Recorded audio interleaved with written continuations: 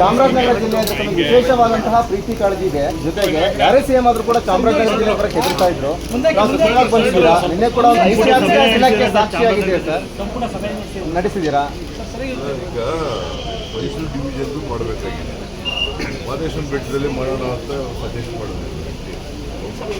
ಸ್ವಲ್ಪ ಹಿಂದೆ ಸರ್, ಭಾಳ ಹಿಂದುಳಿದಿರ್ತಕ್ಕಂಥ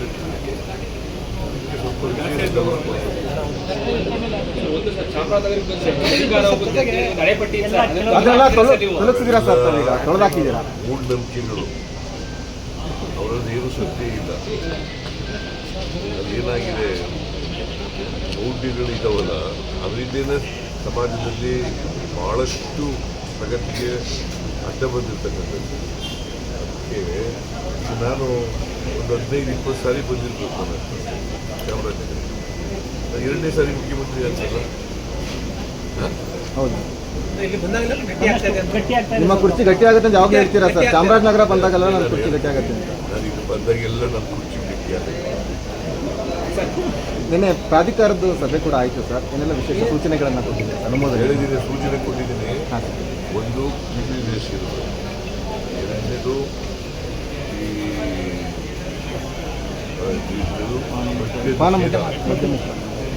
ಚಾಮುಂಡಿ ಬೆಟ್ಟದ ಮಾದೇಶ್ವರ ಬೆಟ್ಟದ ಮೇಲೆ ಹಾಕ್ಬಾರ್ದು. ಮೂರನೇದು ಲಾಡು ಇದೆಯಲ್ಲ, ಅದನ್ನು ಕಮ್ಮಿ ರೇಟ್ನಲ್ಲಿ ಈಗ ತಿರುಪತಿನಲ್ಲಿ ಏನು ಮಾಡ್ತಾರೆ ಅದೇ ರೀತಿಯಲ್ಲಿ ನೋಡ್ಕೊಂಡು ಇದು ಮಾಡಬೇಕು. ಇನ್ಫ್ರಾಸ್ಟ್ರಕ್ಚರ್ ಆಮೇಲೆ ಏನೇನು ಇನ್ಫ್ರಾಸ್ಟ್ರಕ್ಚರ್ ಡೆವಲಪ್ಮೆಂಟ್ ಮಾಡಬೇಕು. ಸರ್, ವಿನಯ್ ಕುಲಕರ್ಣಿ ಅವ್ರ ಮನೆ ಮೇಲೆ ಇಡಿ ದಾಳಿಯಾಗಿದೆ. ಅವರದ್ದು ಅವರು ದ್ವೇಷದ ರಾಜಕಾರಣ ಮಾಡುತ್ತಾರೆ. ಅವರು ಕೇಂದ್ರ ಸರ್ಕಾರ ಮಾಡಿಸ್ತಾರೆ ಅವ್ರಿಗೆ. ಈಗ ವಿನಯ್ ಕುಲಕರ್ಣಿ ಏನು ಗೊತ್ತಿಲ್ಲ, ಇಂಡಿವಿಜುವಲ್ ಅವರ ಮನೆ ಮೇಲೆ ದಾಳಿ ಮಾಡೋದು ಏನು ಯಾರು ಕೈವಾಡ ಇರಬೇಕಲ್ಲ.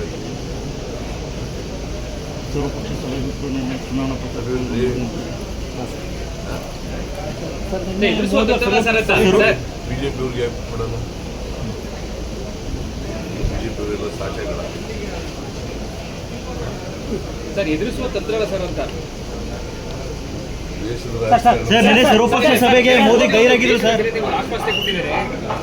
ಮೋದಿ ಅವರು ದೇಶದ ಜನತೆಗೆ ಆಶ್ವಾಸನೆ ಕೊಟ್ಟಿದ್ದಾರೆ. ಉಗ್ರ ದಾಳಿಯಲ್ಲಿ ಯಾರೇ ಭಾಗಿಯಾಗಿರೋ ನಾವು ಹುಡುಕಿ ಹೊಡಿತೀವಿ ಅಂತ ಹೇಳಿ ಸರ್. ಇದು ಉಗ್ರ ದಾಳಿ ಆಗಿರೋದು ಪುಲ್ವಾಮಾನಲ್ಲಿ ಪುಲ್ವಾಮಾ ಘಟನೆಯಲ್ಲಿ ಏನೇನೇನು ಹೇಳಿದ್ರು. ಅದಾದ್ಮೇಲೆಲ್ಲ ಈಗ 26 ಜನ ಕೊಂದಾಕಿರೋದು ಉಗ್ರರು. ದಾಳಿ ಅವ್ರನ್ನ ಮುಗಿಸ್ತೀವಿ ಅಂತ ಹೇಳಿದ್ರು. ನಾನು ಪೇಪರ್ ಓದಿಲ್ಲ ಇನ್ನು, ಅಲ್ಲಿ ಸರ್ವಪಕ್ಷದಲ್ಲಿ ಏನಾಗಿತ್ತು ಅಂತ ಗೊತ್ತಿಲ್ಲ. ಸಾಯಂಕಾಲ ಆದಮೇಲೆ ಜನ ಇದ್ರು ನೋಡೋಕ್ಕಾಗಲಿಲ್ಲ. Central intelligence failure sir? ಚಂಗಡಿ ಮತ್ತೆ